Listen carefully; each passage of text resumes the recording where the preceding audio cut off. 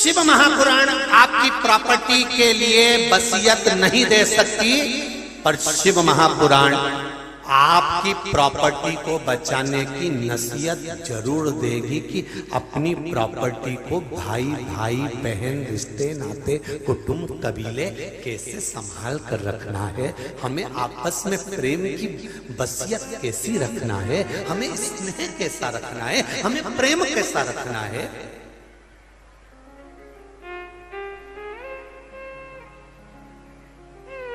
अशोकनगर वालों से एक प्रश्न पूछना है, पूछ लूं क्या? अरे बोलो तो जम के उत्तर दे दोगे? ठीक है, उत्तर देना। दो व्यक्ति पानी में डूब रहे हैं, गहरे पानी में डूब रहे हैं दो व्यक्ति। एक वो डूब रहा है जिसको तुम प्यार करते हो, और एक वो डूब रहा है जो तुम्हें प्यार करता है। तुम किसको बचाते हो?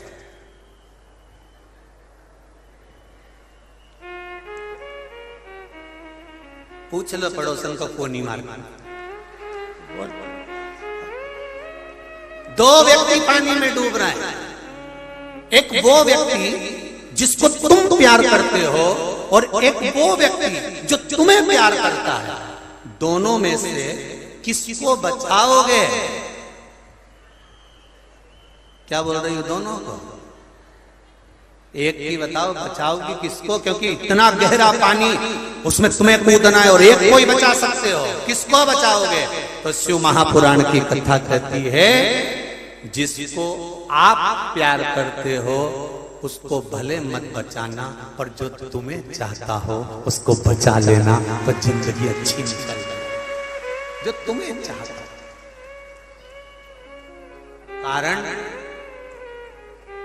तुम जिसको प्यार करते हो वो संसार है। इसको बचा भी लोगे तो एक दिन कह देंगे कि इसने हमारे लिए क्या करा। और जो तुम्हें प्यार करता है वो देवती देव महादेव है, जो तुम्हें अकेला छोड़ता नहीं, तुम्हें अकेला नहीं छोड़ता मेरा महादेव। जन्म के समय पर तुम्हारे गर्भ में भी पिंड के रूप में विराजमान था, रक्षा करी। मरने के बाद तुम्हारे परिवार वाले तुम्हें शमशान में छोड़ देंगे, तब कोई नहीं रहेगा। आग लगा के सब घर पे जाके आलू की सब्जी और पूड़ी खाएंगे। जो पड़ोसियों के यहाँ से बनकर आई होगी पूड़ी सब्जी वो खा लेंगे और चाय भी पिएंगे, क्योंकि सिर दुख रहा था, रात भर से मर गया था तो रो रहे थे, तो टेंशन में थे। तो साफ शिव महापुराण की कथा कर रही है कि आप जिसको चाहते हो वो संसार है, और ईश्वर जिसको चाहता है वो आप हो।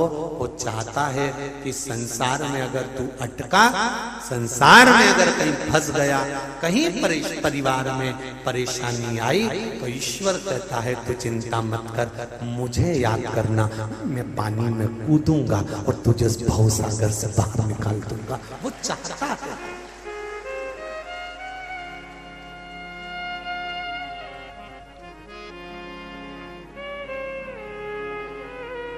वो चाहता है। हम तेरी दुनिया में आकर खो गए, हम तेरी दुनिया में आकर खो गए, कर ना पाए हरि भजन और सो गए, कर ना पाए हरि भजन और सो गए। आप संसार को चाहते हो, पर परमात्मा आपको चाहता है। आप संसार को पकड़ना चाहते हो, परमात्मा आपको पकड़ना चाहता है।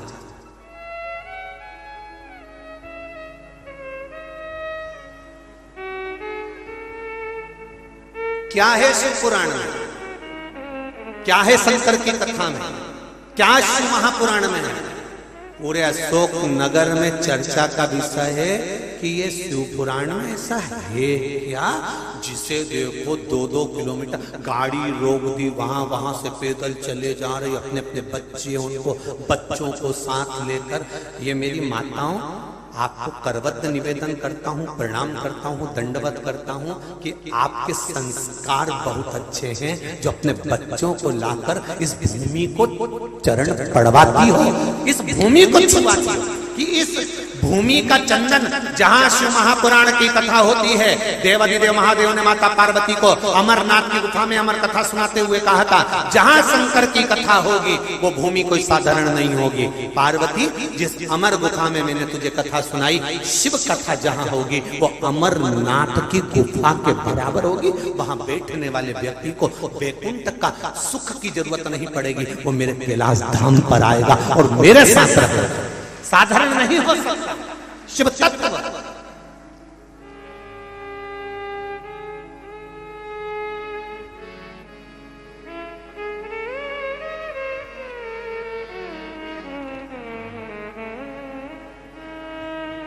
शिव तत्व साधारण नहीं। आज कथा छठे दिन की विराम होगी, कल कथा 7वें दिन की। कल की कथा जो 7वें दिन की होगी वो दोपहर में नहीं होगी।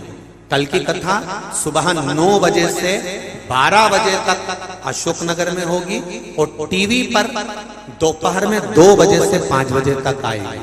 टाइम इसलिए चेंज करा गया है कि 2 बजे से 5 बजे तक टीवी पर कथा सुनकर, मोबाइल पर कथा सुनकर, 5 बजे के बाद जो चावल के दाने आप कथा में सुनने के लिए बैठोगे, वो चावल के दाने फोटो के सामने या अपने पूर्वजों के नाम से आप परिंदे के पास में, और उसी चावल के दानों को अपनी छत पर डाल देंगे और दिया लगाने, जब कथा पूरी हो जाए 5 बजे की कथा टीवी पर, मोबाइल पर सुन लो। उसके बाद में शाम के समय प्रदोष काल में कोई नदी, कोई तालाब, कोई बावड़ी, कोई कुआं जो हो, अगर बावड़ी, कुआं, तालाब भी नहीं हो तो तुम्हारे घर में जो मटका हो, पानी का स्थान हो, वहां पर दिया लगा देना। अगर वो भी नहीं हो तो पीपल का वृक्ष हो, वहां दिया लगा देना। पर दिया घी का, लंबी बाती का अवश्य लगाना, और लंबी बाती का दिया लगाने के बाद अपने पितरों से झोली पसार कर प्रणाम जरूर कर कर कहना, बाबा अगले वर्ष मैंने सुना है कि तू पितर है और पितर अपने घर के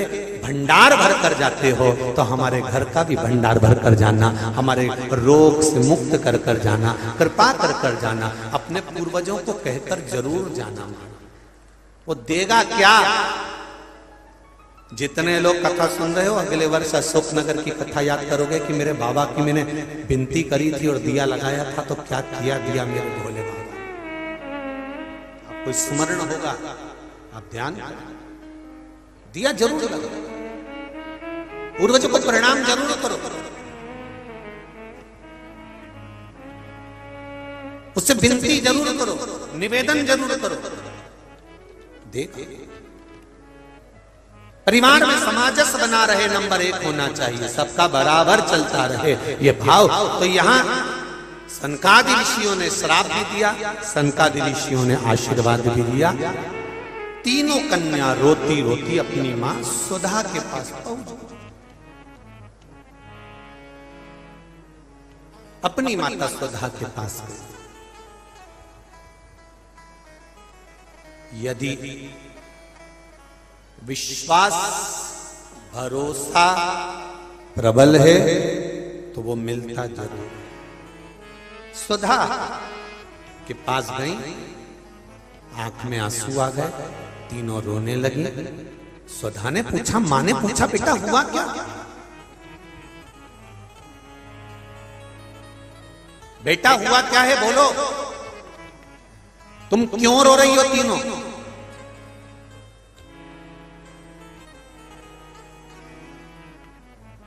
मेरा माता और पिता से एक निवेदन है, आप अपने बच्चों के बेस्ट फ्रेंड बनिए, आप अपने बच्चों के अच्छे दोस्त बनिए।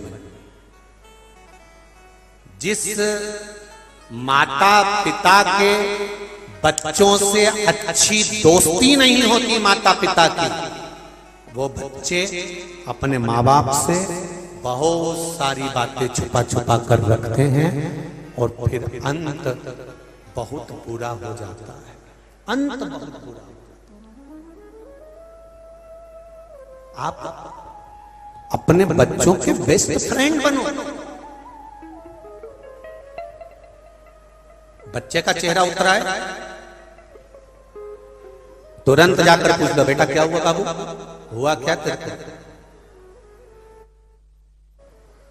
क्या हो क्या गया, क्या हो गया, तेरा चेहरा क्यों उतरा, क्या हुआ,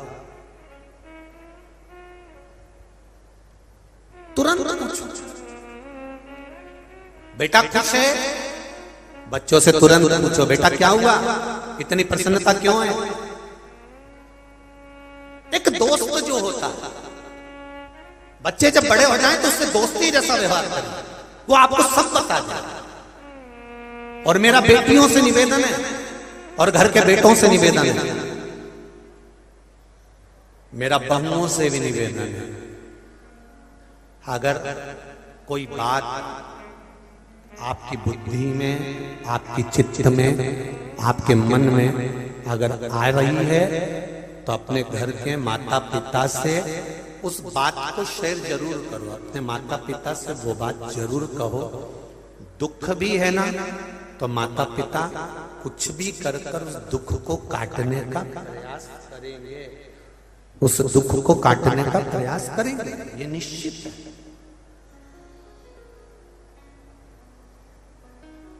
अब कहो तो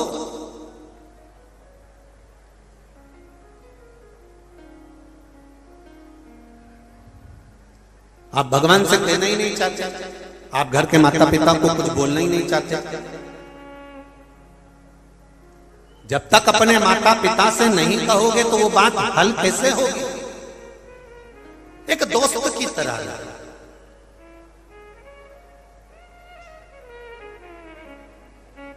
एक बहुत बड़ा वृक्ष,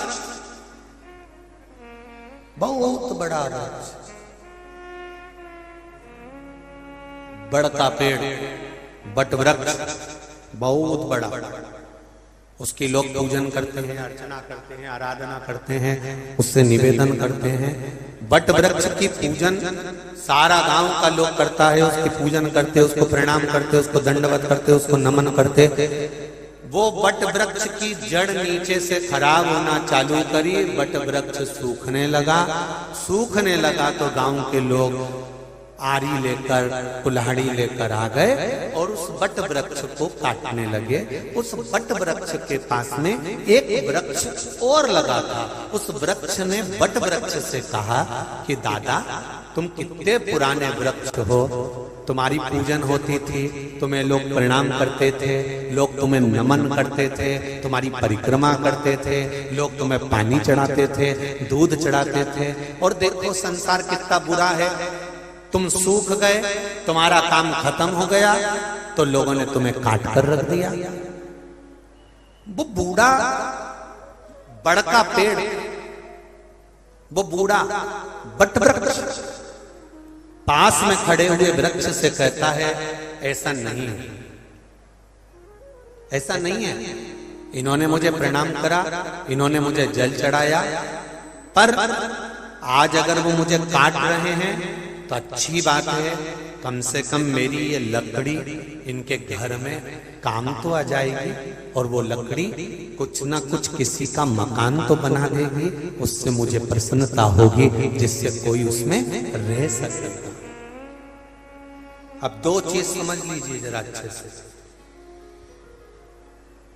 आपकी दुख की घड़ी में जैसे बड़का पेड़ सूखा, पड़ोस के पेड़ ने उसमें आग लगाना चाहिए कि ये लोग पूजन करते थे, आराधना करते थे, अब यही लोग काट रहे हैं। जब दुख की घड़ी आती है तब कई लोग आकर आपको आग लगाने का प्रयास करेंगे। तेरे भाई ने तेरे लिए ऐसा बोल दिया, तेरे रिश्तेदार ने तेरे लिए ऐसा कह दिया, तेरे कुटुंब वाले ने तेरे लिए ऐसा कर दिया। जब दुख की घड़ी आती है, दुख की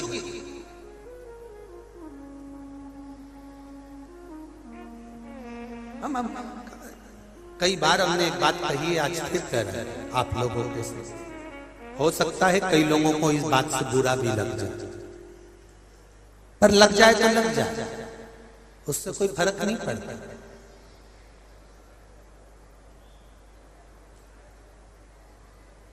कहना चाहते हैं तो बड़े दिल से कहें। आप किसी के पास गए और आपने किसी के सामने जाकर आंख में आंसू भरकर रोए, हमें एक बड़ा दुखी हूं मैं, और किसी के शरीर में ऐसे ऐसे घूम के कहीं का देवी देवता आया और तुमने उससे कहा मैं बड़ा दुखी हूं, और उसने घूम घूम कर कह दिया तेरे ही घर का है जिसने तेरे ऊपर कुछ कर रखा। अब तुम्हारा दिमाग घूमेगा, 15 दिन पहले मेरी जेठानी से लड़ाई हुई थी, वही मेरे लिए कुछ न कुछ करा के आई होगी और उसी ने मेरा बर्बाद कर दिया। फिर तुम्हें याद आया कि मेरे मामा ससुर ने कुछ करा होगा, तुम्हें याद आया मेरी मौसी सास ने कुछ करा होगा। ये एक बात अपनी जिंदगी में, दिमाग में अच्छे से बिठा कर रखना, संसार में किसी की सामर्थ्यता नहीं है कि कोई तुम्हारा बुरा कर दे। बुरा केवल तुम्हारा अपना कर्म कर सकता है, इसके सिवा कोई बुरा नहीं।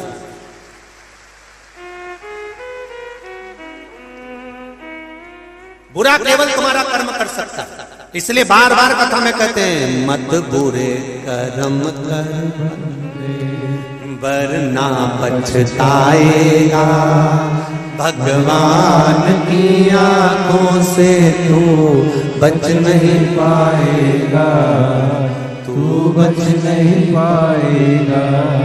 संसार में किसी की सामर्थ्यता नहीं है। कोई कहता है इसने जादू कर दिया होगा, कोई कहता है इसने टोना कर दिया होगा, कोई कहता है इसने ये कर दिया होगा। संसार में किसी की सामर्थ्यता नहीं है कि कोई तुम्हारा बुरा कर दे।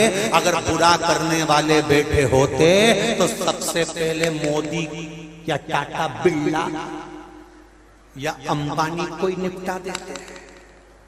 अगर इतनी शक्ति होती, बोलो री जी सही है कि गलत है? संसार में अगर बुरा करने वाले होते तो सबसे पहले ये विद्या करके इसको निपटा दो, और ये विद्या करके उसको निपटा दो। संसार में कोई किसी का बुरा नहीं कर सकता। शिव महापुराण की कथा, शमशान में रहने वाला मेरा भोलेनाथ माता पार्वती से कहते हैं पार्वती किसी की सामर्थ्यता नहीं कि कोई किसी का बुरा कर दे। बुरा तो केवल उसका किया गया कर्म करता है, और कर्म का भोग तो परमात्मा को भी भोगना पड़ता है। सीता जी ने चिड़िया को कैद में रखा तो उनको कैद में रहना पड़ा। राम जी ने छुपकर बाण छोड़ा सुग्रीव को मारने के लिए, बाली को मारने के लिए, जब छुपकर छोड़ा तब उस समय पर उस बाली को मारने के लिए बाण छोड़ा तो वही बाली ने छुपकर इसको मारा, वही बाली छुपकर इसको। कृष्ण अवतार में छुपकर बाण छोड़े। कर्म का भोग भोगना है। बस ये बुरा भला तो जाने दो कि कौन ने बुरा करा कौन ने भला करा। हाँ एक बात जरूर है, दुनिया के लोग कितना ही कुछ कर लें, आप शंकर की शरण मत छोड़ो। जब एक लोटा पानी रोज शिव जी को चढ़ाने के लिए जाओगे तो 16 साल के बाद अगर वो बच्चे दे सकता है तो क्या हमारे संकट नहीं हल सकता है? उससे एक कतराया है।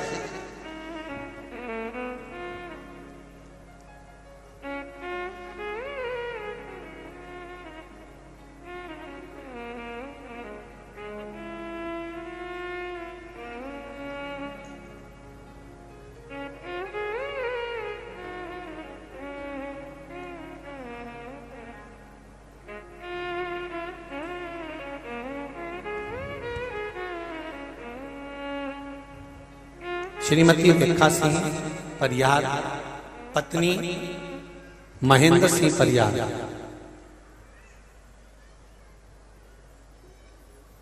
ज्योति शिवपुरी से आई हुई है। कहीं बैठी हो तो हाथ हिला सकती हैं, जहां कहीं भी बैठी हो हाथ हिलाइए।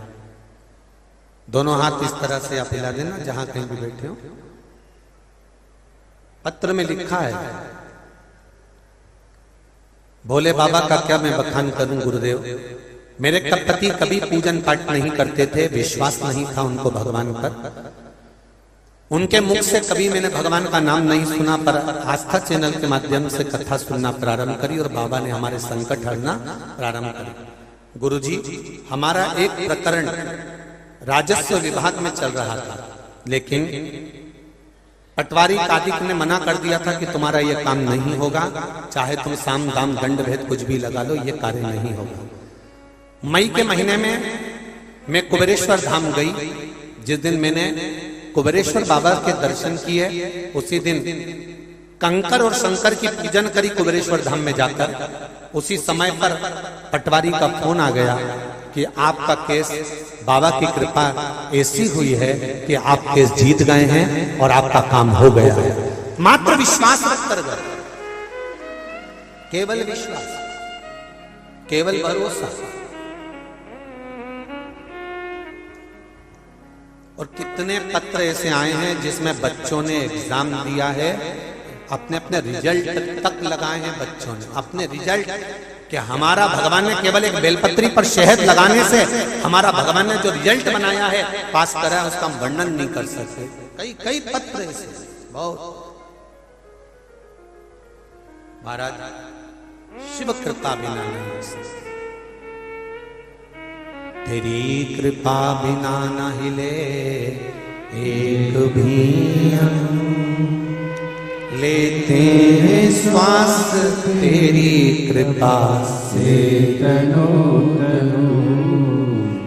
बखान क्या करूं मैं राखों के का, चपटी भगोत में खजाना कुबेर का। शुरुआत भी मेरा शिव है और अंत भी मेरा शिव, उसके सिवा कुछ नहीं।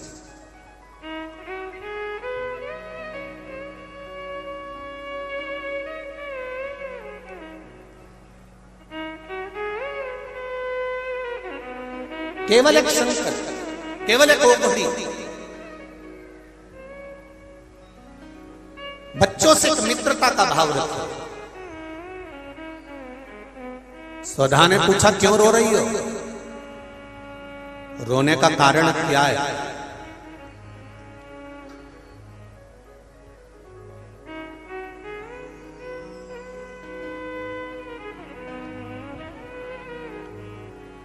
क्या कारण है रोने का? क्यों रो रहे?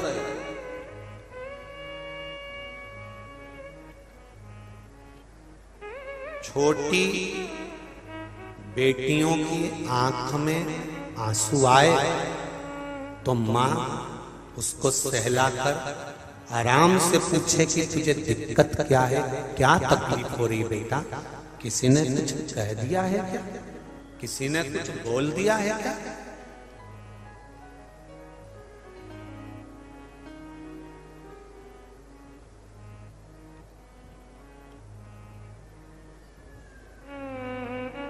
क्या किसी ने कुछ कहा है? क्या किसी ने कुछ बोला है?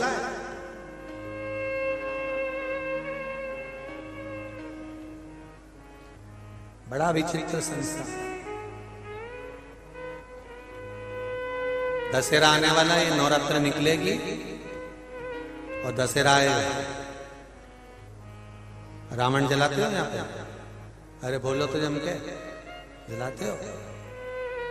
क्या करा था उसने सीता जी का? जम के बोलो जरा। हरण करा था।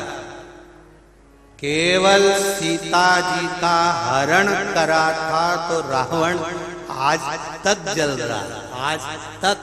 और जलने से पहले दशहरे मैदान में उसकी मुंडी ऐसी ऐसी घूमती और वो भी जम जम के हंसता है, ठाका लगाकर।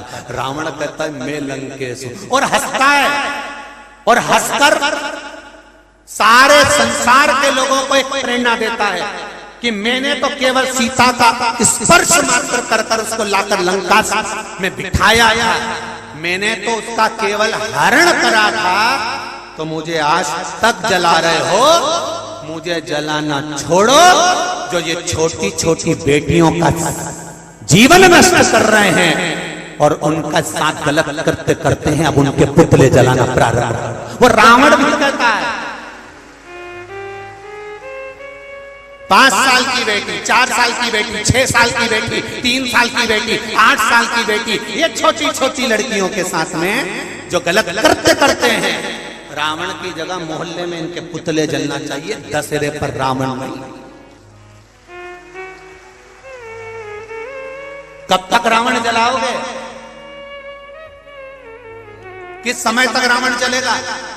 रावण से बड़ा कृत्य करने वाले तो यहां बैठे हुए, रावण से गलत कृत्य करने वाले इस भारत की भूमि पर ना जाने कितनी गलियों में पड़े हुए होंगे, कितने, उनको जरा ढूंढो तो निकलेंगे।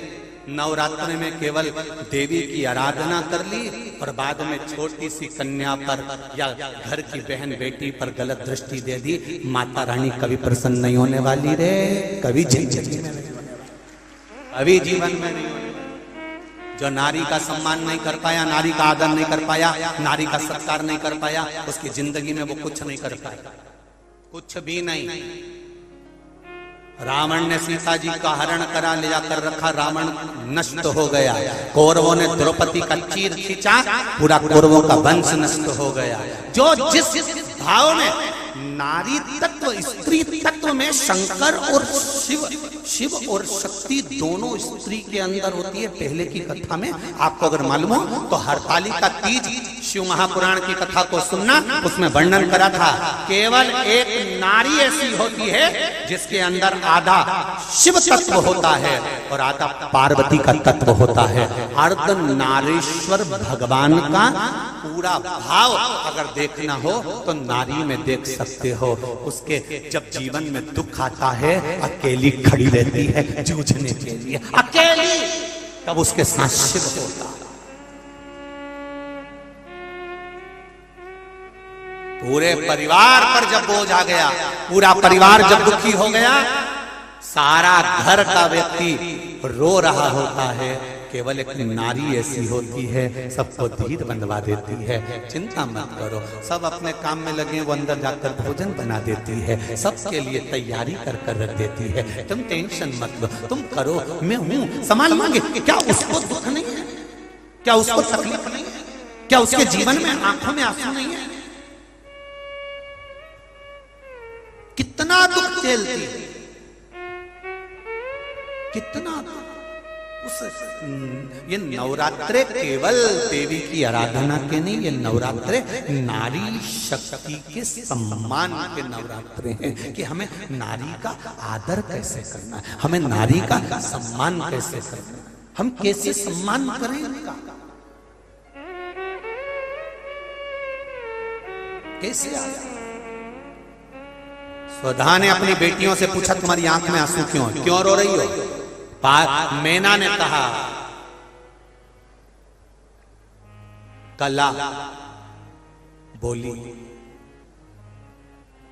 मां हमें श्राप लगा। किसका? सनकादि ऋषि ने। क्या श्राप दिया? मृत्यु लोक में जाना पड़ेगा, तुम्हें पृथ्वी पर जन्म लेना पड़ेगा। क्यों टेंशन लेती हो? श्राप मिला है ना, चिंता नहीं करनी। दुख आया है ना, कटेगा जरूर, पर हमने संत के चरण पकड़े मां, और उन्होंने हमें वर दिया कि तुम्हारी गोद में 3 कन्याएं खेलेंगी जो जगत का कल्याण करेंगी। बस तो फिर अब रोना क्या? अब रोना क्या?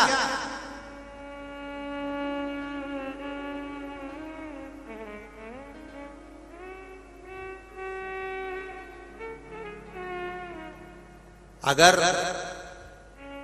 परिवार में बना सकते हो तो थोड़ा सा समाजस बनाकर चलना। जरा सी लड़ाई में मायके पहुंचकर तलाक का केस मत लगाना, बन सके तो थोड़ा समाजस बिठाना। अदालत में किसी भी जज महोदय से जाकर, अदालत में आजकल तो जज साहब के पास जाने की जरूरत नहीं, नेट पे सर्च करो, मालूम पड़ जाएगा कि अदालत में तलाक के केस कितने चल रहे हैं। आप सर्च करिए, आज के जमाने में पैसियां भी मालूम पड़ जाती है कब की किसकी कहां है। कितने तलाक के केस, कितने ढेर तलाक के केस चल रहे हैं। पूछा एक दो बेटियों से, हमने भी पूछा बेटा तलाक क्यों ले रही हो? कहा गुरुजी इनके साथ में रह नहीं सकती, ये तो बहुत बेकार नेचर के हैं, बहुत बेकार व्यवहार है इनका, दिन भर माता पिता का सम्मान करते हैं, मुझको पूछते तक नहीं है, मुझे ऐसे पति के साथ नहीं रहना। तो हमने उससे कहा बेटा तू तलाक ले लेगी फिर क्या करेगी? मैं और दूसरी शादी कर लूंगी।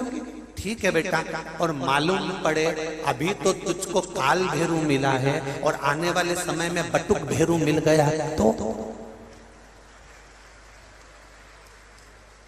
अगर ललाट पर भगवान ने इसी से सुख लिखा होता तो सुख मिलता कि नहीं मिलता?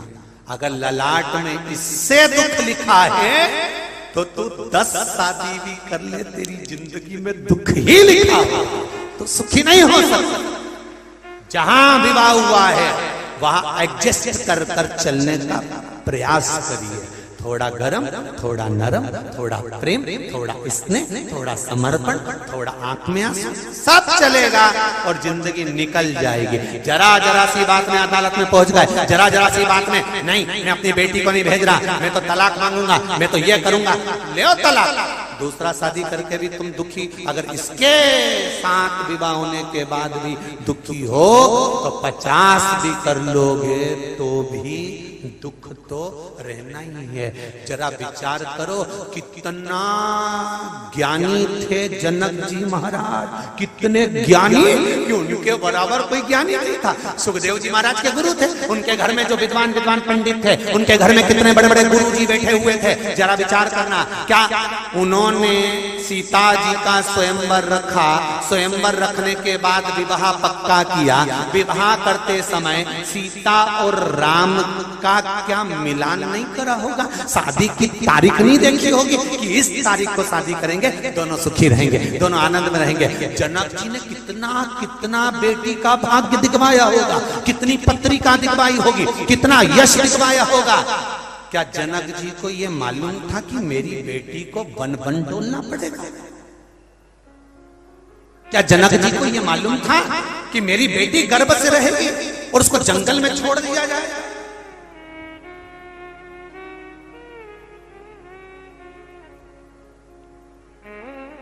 उसको यहां तुम्हारे करीला धाम किसको मालूम था कि गर्भ से रहेगी बेटी और उसको वन में ले जाकर छोड़ दिया जाएगा? जनक जी ने अपनी बेटी को लाड और प्यार से पाला था, जनक जी ने अपनी बेटी को इतने स्नेह से पाला था, जनक जी ने अपनी बेटी को फूलों की तरह पाला था। क्या जनक जी भाग्य कितनी बार पूछे होंगे, पंडित जी बताओ मेरी बेटी की पत्रिका देखकर बताओ? पंडित जी ने कहा होगा बहुत बढ़िया, राजसी सुख होगा, ये होगा, हाथी होगा, घोड़ा होगा, सब कुछ हुआ, सब कुछ मिला, पर ये ललाट पर जो लिखा था वो तो भोगना पड़ा, वो दर दर भटकना पड़ा। ये किस्मत में जो लिखा है वो तो भोगना। तब सीता जी विचार करी कि अब किस्मत में जो लिखा है तो वन वन तो मुझे जाना, करना क्या चाहिए? शंकर भगवान का स्मरण करो। पार्वती जी ने भी सीता जी को ज्ञानोपदेश अनसुईया जी के रूप में दिया था और सीता जी को समझा दिया था कि बस शिव भक्ति का मूल रखिए, दुख कटेगा और शीघ्र कटेगा। सारी समस्या का हल, जम के बोलो जरा, एक लोटा जल शिव को समर्पित। बाबू आप दिल से कहेंगे, वो दिल से कहो, दिल से। स्वधा पूछ रही तुम रो रही हो क्यों?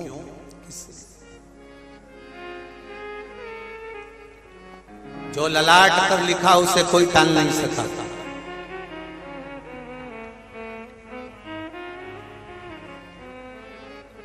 कई लोग कहते हैं हम नहीं जाते बद्रीनाथ। हमने पूछा क्यों? अरे गुरुजी ठंड बहुत पड़ती है, पहाड़ी रास्ता है, कुछ हो गया तो तुम्हारा पूरा परिवार गया, तुम नहीं गई? अगर वहां कुछ हो गया तो?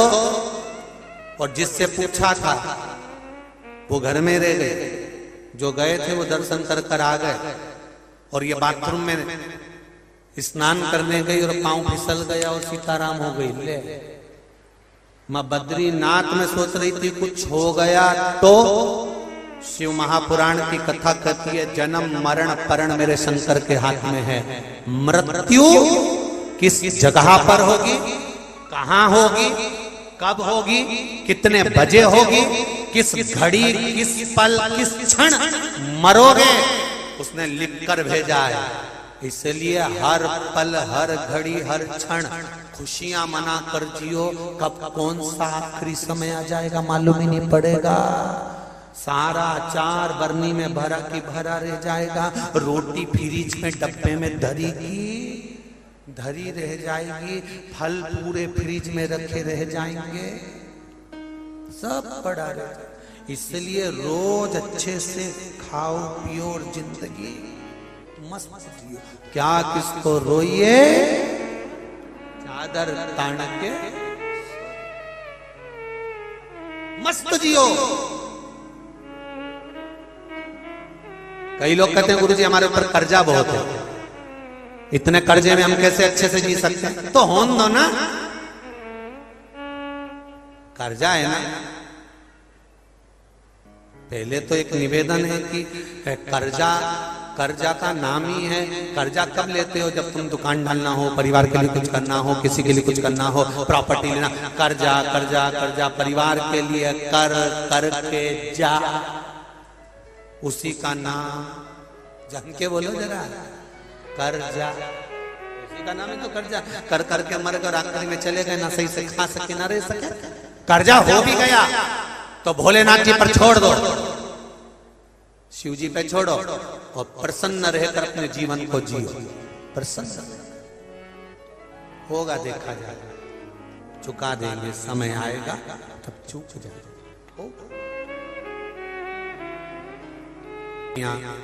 मृत्यु लोक में जन्म ली मैना, जिनकी गोद में माता पार्वती जी आई। धन्या सुनैना जी बनी, जिनकी गोद में सीता जी आई। कला कीर्ति बनी, जिनकी गोद में राधा जी। ये तीन देवियां, तीन की गोद में। एक बात ध्यान लगाकर स्मरण करिएगा,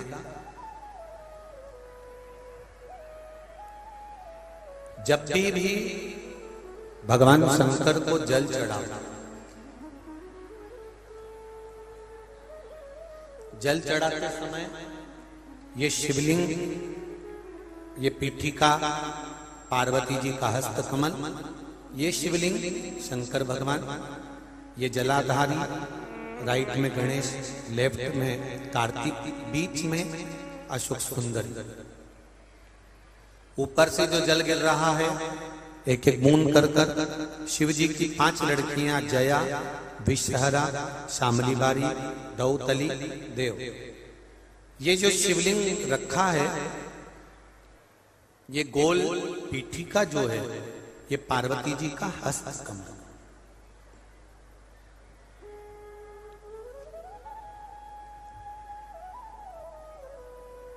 जिन बेटियों के विवाह में या बेटों के विवाह में देरी होती हो और संबंध नहीं जमता, अपने पितरों का स्मरण कर कर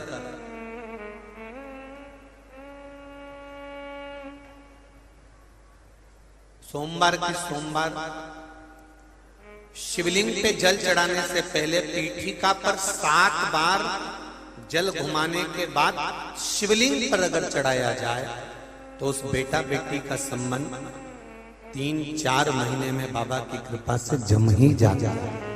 पीठिका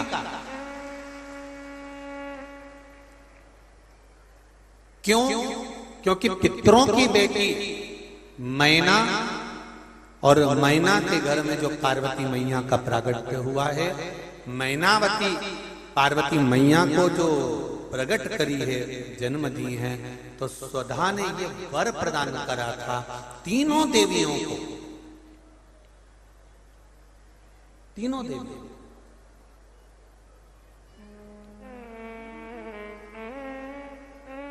एक बात अच्छे से समझ लीजिए, सनकादि ऋषि ने तो श्राप दिया, श्राप देने के बाद वर दिया कि तुम्हारे यहाँ 3 बेटियां जन्म लेंगी, मृत्युलोक में तुम्हें जाना था। पर अपनी बेटी को विदा करने से पहले मृत्युलोक में मैना, धन्या, कला, इन 3 बेटियों को मृत्युलोक में भेजने से पहले इनकी माता स्वधा और पितरों ने इनको आशीर्वाद प्रदान किया। इनको आशीर्वाद,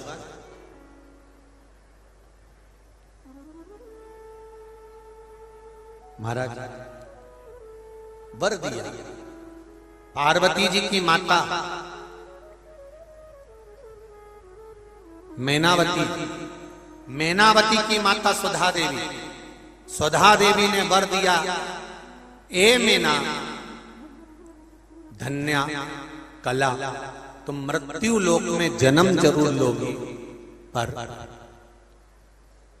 एक बात का स्मरण रहे, तुम्हारे गर्भ से जो 3 देवियां प्रकट होंगी, उन 3 देवियों का मात्र नाम उच्चारण जल पितरों की तृप्ति कराएगा, और जो तुम्हारे नाम का स्मरण करेगा वो भव सागर से तर जाएगा। उस भव सागर से तर। अब देखिए, स्वधा की लड़कियां मैना, धन्या, कला, मैना के घर में पार्वती मैया प्रगटी, और पार्वती मैया ने खूब तप साधना करी।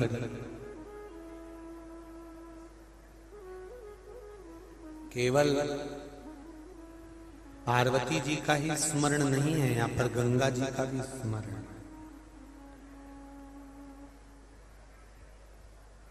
गंगा जी का भी स्मरण यहां करा गया।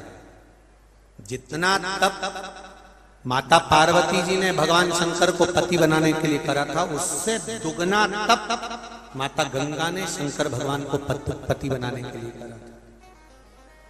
दुगना तप।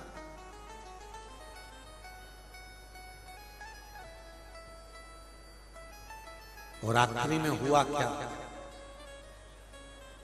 शंकर भगवान की जो पत्नी बनी, अर्धांगिनी बनी, वो पार्वती जी बनी। गंगा तो रो पड़ी,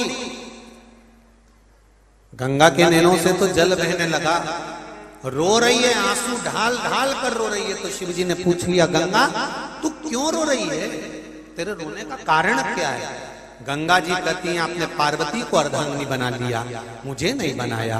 शिव जी कहते हैं, गंगा तो रोना क्यों? गंगा कहती है, मैंने पार्वती से ज्यादा तप करा, जितना तप माता पार्वती ने करा उससे दुगना तप मैंने करा, जितनी आराधना पार्वती ने करी उससे दुगनी आराधना मैंने करी, जितनी साधना पार्वती ने करी उससे दुगनी साधना मैंने करी। फिर मुझे धर्मपत्नी क्यों नहीं बनाई? परसों की कथा में कहा था, भगवान ने तुम्हारे लिए कुछ अच्छा चुन कर रखा होगा, इसलिए रोना मत ही। अगर कुछ हाथ से चला भी गया तो कुछ अच्छा मिलने वाला होगा, इसलिए भगवान ने वो नहीं, भगवान ने नहीं।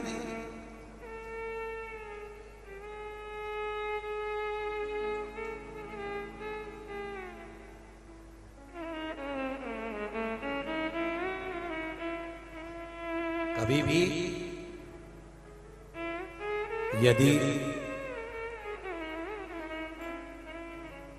दुख आ भी जाए ना, तो भगवान पर कभी दोष मत मढ़ना। अगर तकलीफ आ भी जाए तो भगवान पर कभी दोष नहीं मढ़ना कि भगवान तुमने ऐसा, नहीं नहीं नहीं, ये तो कर्मों का खेल है। भगवान ने कुछ अच्छा सोचा होगा तो अच्छा मिलेगा, ये निश्चित है। शिव जी ने कहा, गंगा तुम क्या चाहते हो?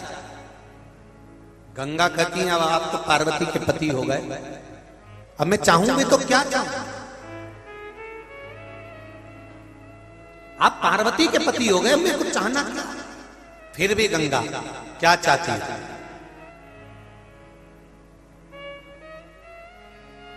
गंगा कहती है आपका और मेरा नाम जुड़ जाए, ऐसा कुछ वर दे दो।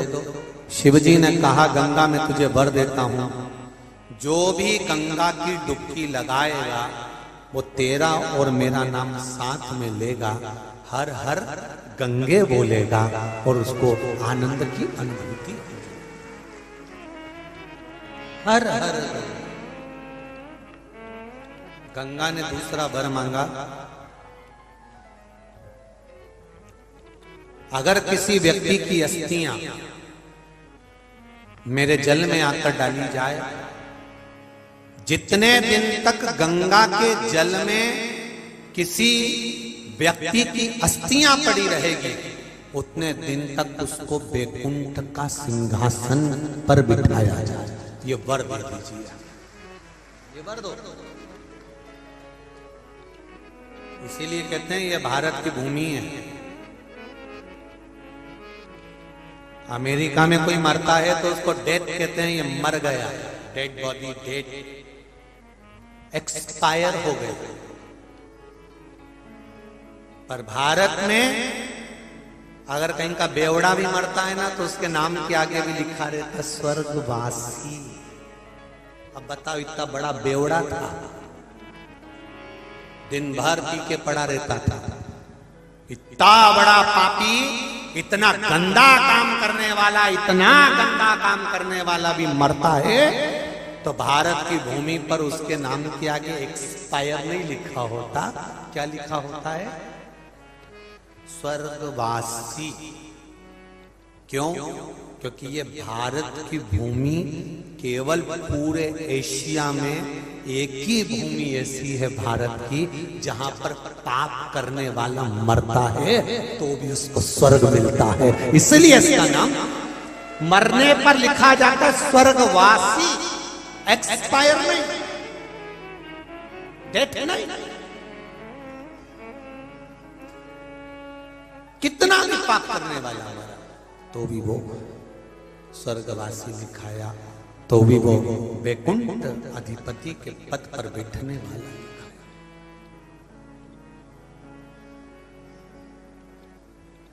इसीलिए कहते हैं चंदन है इस देश की माटी, तपो भूमि हर ग्राम है, हर बाला देवी की प्रतिमा बच्चा बच्चा। उसको पहचान लीजिए, ये भूमि की प्रबलता, ये भूमि का प्रताप है, भूमि का प्रताप।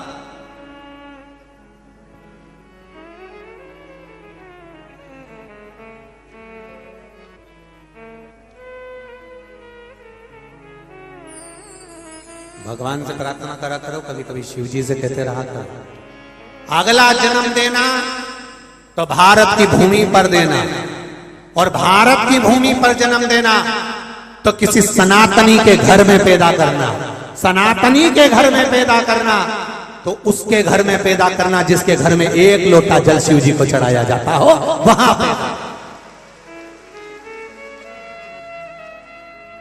जहां शिव की आराधना होती है, शंकर का गुणगान, शंकर का स्मरण, शंकर की भक्ति, क्योंकि ये बार बार जन्म नहीं देती शंकर की भक्ति। एक बार शिव की आराधना करी फिर अगला जन्म नहीं है, अगला जन्म सीधे मोक्ष है, सीधे मोक्ष। मुक्ति और मोक्ष में अंतर है। मुक्ति का मतलब होता है एक योनि से छूटे दूसरे में पहुंच गए, दूसरे योनि से छूटे तीसरे में पहुंच गए, तीसरे से छूटे चौथे में पहुंच गए। और मोक्ष का मतलब एक जन्म लिया, भजन कर कर निकल गए, उसके बाद कोई जन्म नहीं,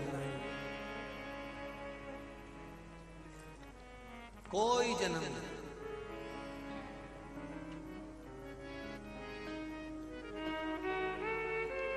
सारे जन्म छूट कर।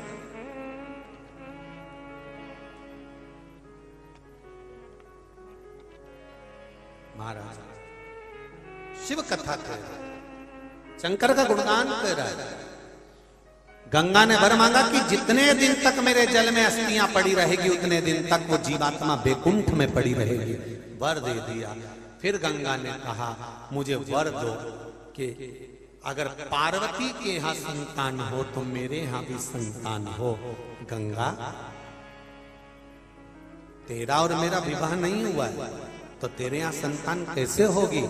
गंगा जी कहती हैं आप शिव हो, जो दुनिया का कोई नहीं कर सकता वो मेरा कंकर और शंकर महादेव कर सकता है। आप कर सकते, जो कोई नहीं करेगा वो आप करो। एक पत्र आया है,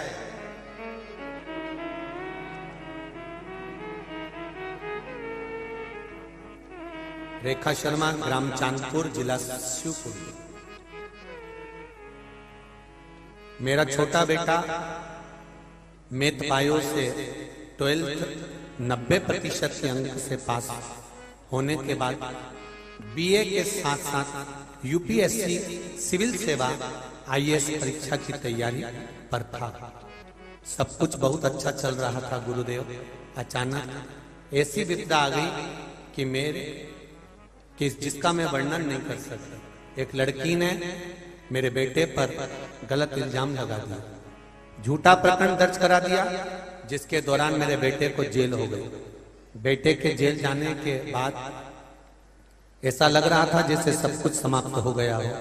बहुत प्रयास किए पर स्त्री के पक्ष में निर्णय रहते हैं, इसलिए छोड़ा नहीं गया।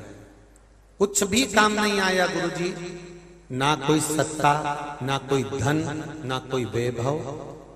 धीरे धीरे समय निकलता रहा। 2 महीने हो गए थे, तीसरा महीना भी निकलना चालू हो गया गुरुदेव, और उसको बेल नहीं मिली, उसको जेल के अंदर ही रखा। क्या करे? मेरी बड़ी बेटी ने टीवी पर आस्था चैनल पर कथा श्रवण करी और कहा कि मां कथा श्रवण करो, बाबा कुछ अच्छा करेगा। और मैंने कथा सुनना प्रारंभ किया। गुरुजी आपने जैसा बताया उसके अनुसार पशुपतिनाथ का व्रत प्रारंभ किया। व्रत करने के बाद 27 मई 2022 को कथा के अनुसार कुबेरेश्वर धाम सीहोर गई। वहां बाबा के दर्शन किए, कंकर शंकर की पूजन करी। कंकर शंकर की पूजन कर रुद्राक्ष वितरण बंद था। तब मैं कंकर लेकर आ गई और कंकर लाकर मैंने घर में पूजन करना प्रारंभ करा, जिसके फलस्वरूप 80 दिन 3 महीने से 10 दिन पहले तक कोई भी बेल नहीं होना थी।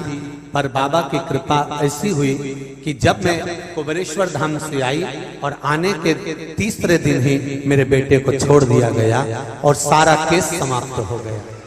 गुरुदेव ये शिव है, औघड़ी शंकर, त्रिकालदर्शी, कैलाशी, अविनाशी शिव। आप हृदय से कहेंगे। हम कई बार कहते हैं कुबेरेश्वर धाम की धरा, कभी सीहोर का कुबेरेश्वर धाम कभी आए तो वहां कंकर शंकर है, वहां तो कंकर की पूजन होती है। कंकर का पूजन कर लिया, शंकर का पूजन कर लिया और दिल से कह दिया, वो दिल से सुन लेता।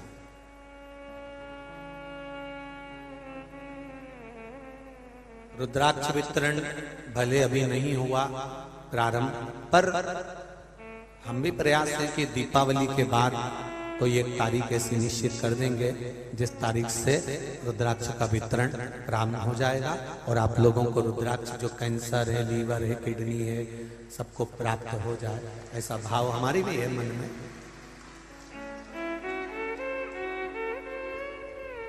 चित्त वृत्ति से, मन से शिव की आराधना। गंगा जी ने कहा मेरे यहाँ संतान प्राप्त हो, ऐसी कृपा करिए। शिव जी ने वर दिया, गंगा मेरी 11 संतान तेरे जल से प्रकट कर। शंकर भगवान की 5 लड़कियां, जया, विषहरा, श्यामली बारी, दोतली, देव, ये 5 बेटियां शंकर भगवान की गंगा के जल से प्रकट हुई और षडानंद कार्तिक के 6 रूप में गंगा के जल से प्रकट हुई। शिव कथा का भगवान शंकर का संवाद। पार्वती जी ने तप साधना कर कर शिव को प्राप्त करा। एक बात और स्मरण में रहे, महाराज 12 महीने शिवरात्रि आती है। आज भी शिवरात्रि है, आज भी शिवरात्रि है। और आज भी, और वो भी श्राद्ध पक्ष की शिवरात्रि। कितने किस्मत वाले हैं अशोक नगर वालों, बहुत बहुत साधुवाद कि श्राद्ध पक्ष की शिवरात्रि में तर्पण शिव महापुराण की कथा सुनकर अपने पूर्वजों को पार लगा रहे। ये श्राद्ध पक्ष की शिवरात्रि एक लक्ष्य को लेकर शिव महापुराण की कथा रखी है, जिससे जितने भी जीव इस कथा को श्रवण करें, उनकी 71 पीढ़ी के कोई जीव अगर कहीं भोग रहे हों तो वो तर जाएं, इसलिए इस कथा को रखा गया।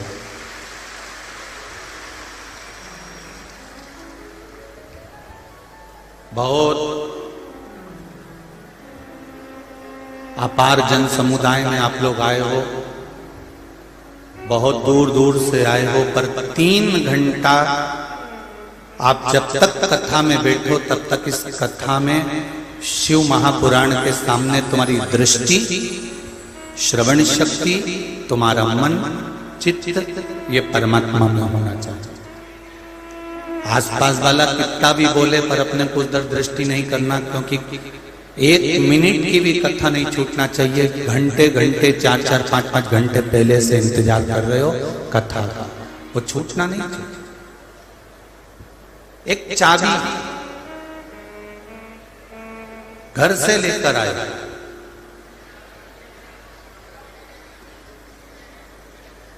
और वो चाबी अगर कहीं गिर गई, खो गई,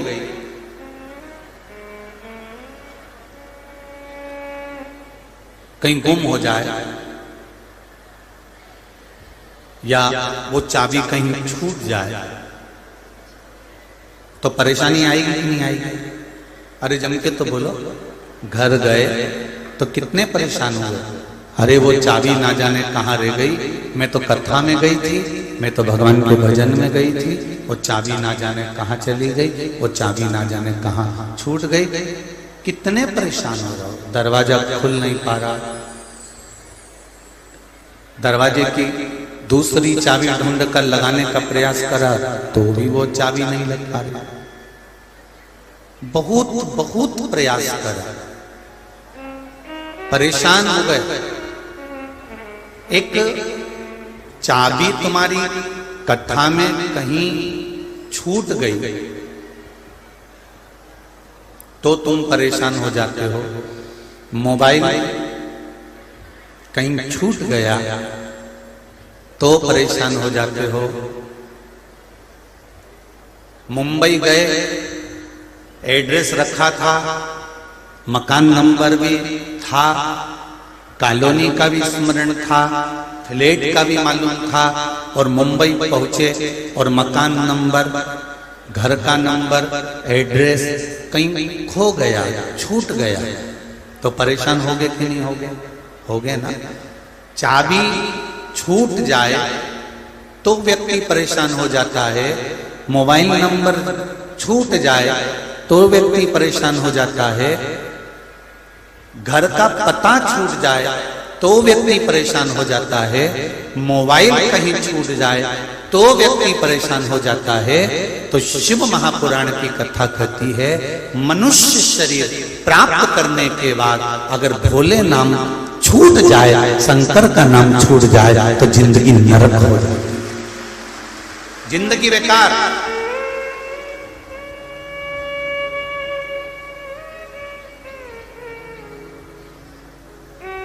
मानव शरीर प्राप्त करने के बाद अगर परमात्मा का नाम छूट गया, मानव शरीर प्राप्त करने के बाद यदि भगवान का नाम छूट गया, तो ये जीवन का कोई मान, इस जीवन का कोई मोल तत्व नहीं।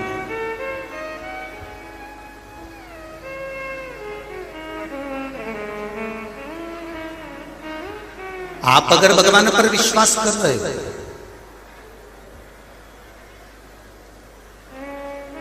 कई